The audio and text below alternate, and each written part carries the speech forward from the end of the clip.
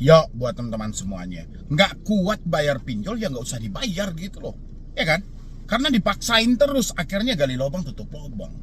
Dipaksain terus kehilangan banyak-banyak aset, ya kan? Dipaksain terus akhirnya melakukan tindakan-tindakan pidana. Dipaksain terus terjadi gali lubang tutup lubang. Kenapa tidak diakhiri aja dulu sementara gitu loh? Anda ambil waktu dulu untuk menenangkan pemikiran Anda. Asalkan pemikiran Anda tenang, jalannya terbuka loh. Tapi kalau pemikiran Anda tidak tenang, jalan pun tidak ada terbuka. Yang ada semakin Anda mendapatkan jalannya, semakin berat beban yang ada. Itu yang terjadi gitu loh.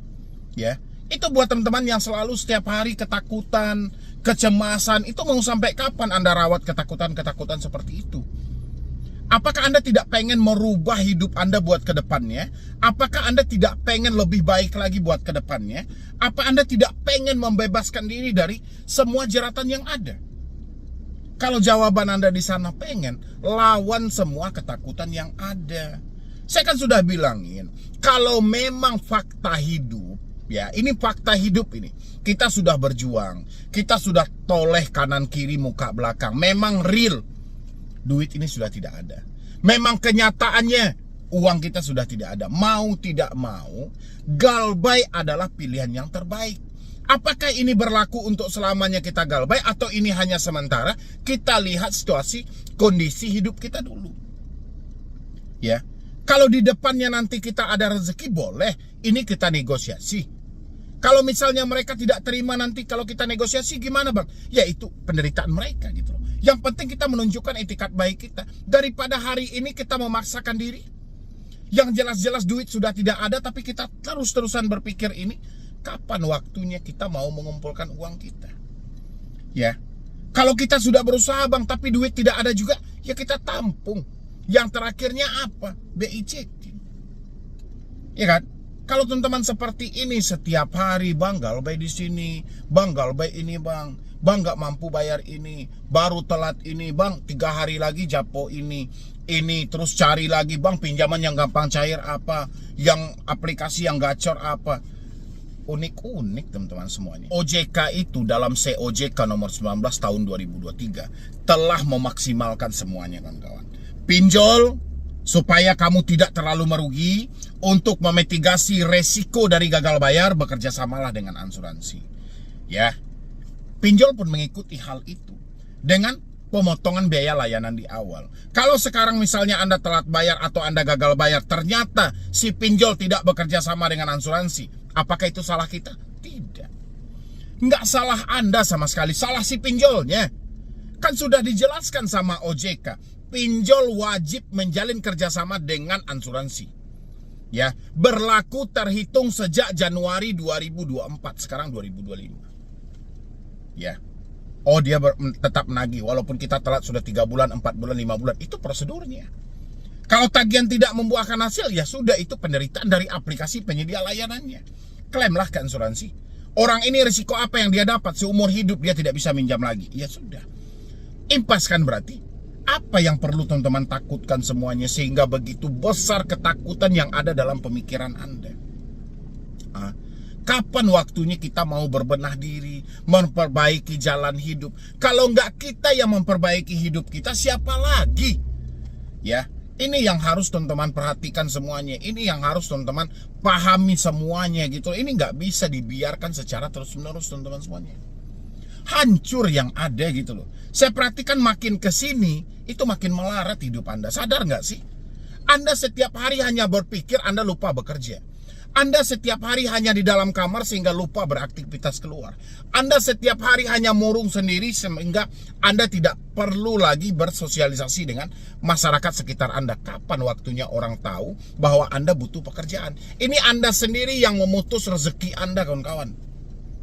Ya, setiap hari di kamar, orang mana tahu Anda bekerja atau pengangguran? Ya, emang Anda kira dari kamar Anda bisa mendapatkan pekerjaan? Enggak. Tetap kita harus keluar, kita harus mencari, kita harus berbagi, kita harus bercerita, kita harus ngumpul dengan orang-orang yang bisa memberikan energi positif. Bukan hanya kita setiap hari mencari, ada DC enggak? Datang ke rumah enggak? Penjara enggak? Hukum enggak? Enggak habis-habis ini teman-teman. Ya, ada yang bilang, bang, ini rasa-rasa bang, aku laku. Ini Kredipo bang, raksasa. Home Credit bang, raksasa. Ya raksasa mereka, kita ini kan nggak ada uang. Bukan kita nggak mau bayar, kita nggak mampu bayar. Nggak ada duit kita lagi gitu loh. Apa yang mau kita bayarkan? Nggak mungkin daun kita sulap menjadi rupiah. Begitu ya buat teman-teman semuanya. Jangan ada lagi yang berpikir terlalu dangkal, berpikir terlalu singkat, berpikir terlalu mudah. Jangan kawan-kawan semuanya, jangan gitu. Ya, kita berpikirlah agak jauhan sedikit, kita berpikir agak luasan sedikit gitu loh. Jadi kita lihat dari sudut pandang berbeda. Misalnya dari secara seperti ini kita selalu ketakutan. Coba kita lihat lagi dari sudut pandang yang berbeda. Apa yang perlu saya takutkan? Toh memang ini kenyataan hidup saya. Memang uang saya yang sudah tidak ada. Saya sudah berjuang loh. Saya sudah mati-matian juga kerja. Tapi apa boleh buat? Kan harusnya seperti itu, bukan berarti Anda sibuk. Sudah tahu duit nggak ada, tapi Anda hanya melamun di kamar. Sudah tahu duit tidak ada, tapi tidak berbagi dengan kawan-kawan, ya informasi nggak dapat gitu loh. Kayak mana Anda mau diberikan rezeki, sementara Anda sendiri tidak berusaha. Ya, ayolah teman-teman semuanya. Nggak usah terlalu ditakuti, galbay di sini, galbay di sini. Udahlah, galbay ini fakta hidup. Ya, galbay itu fakta hidup.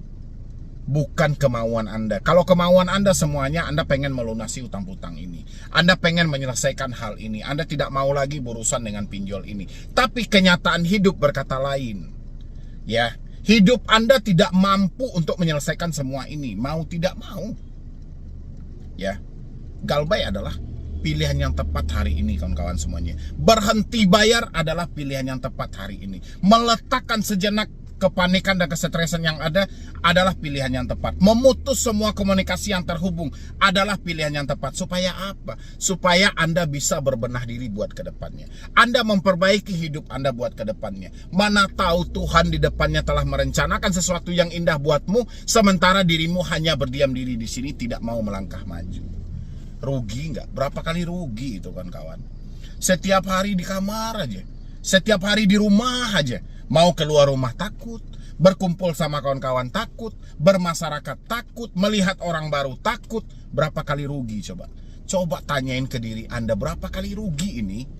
Ukuran bekerja nggak jadi bekerja, ukuran berusaha nggak jadi berusaha, karena dihantui rasa takut. Tanyakan ke diri Anda, mau sampai kapan? Ya, kalau nggak Anda yang merubah diri Anda hari ini, orang lain nggak akan bisa. Ya, sudah dibilangin, berkali-kali sudah dibilangin, ini ranahnya pinjaman online. Apapun konsepnya, mereka akan berupaya menakut-nakutinmu secara online juga. Melalui telepon, melalui WhatsApp, melalui email. Begitu saya bilangin dari kemarin-kemarin saya sampaikan dalam video.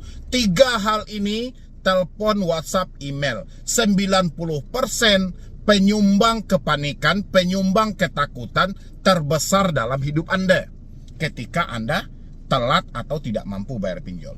3 komunikasi ini itu penyumbang kesetresan paling tinggi. Gara-gara telepon lah kita ketakutan, gara-gara WA lah kita kecemasan, gara-gara email lah kita nggak tenang. Berulang-ulang kali saya jelaskan. Kalau teman-teman sudah paham dengan sumbernya, bahwasannya telepon ini sangat berpengaruh, WA ini sangat berpengaruh, email ini sangat berpengaruh, sehingga berdampak untuk hidup Anda yang menjalani hidup akhirnya nggak jadi. Mendingan ambillah satu keputusan, putuslah semua komunikasi ini.